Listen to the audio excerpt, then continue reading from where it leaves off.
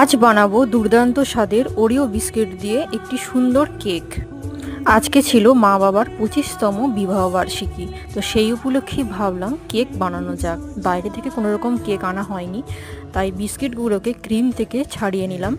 তারপর সমস্ত বিস্কিটগুলোকে মিক্সার গ্রাইন্ডারে পেস্ট করে 1 চামচ বেকিং সোডা আর একটু দুধ দিয়ে ভালো করে মেখে নিলাম।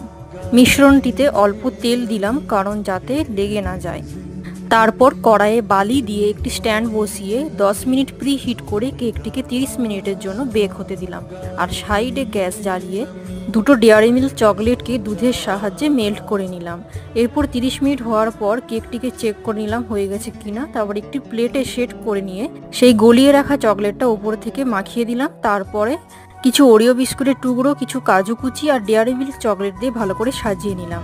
তোমরা জানিয়ে বলো কেকটা কেমন হয়েছে। আর কেউ উইশ করতে ভুলো না। দেখা হবে নেক্সট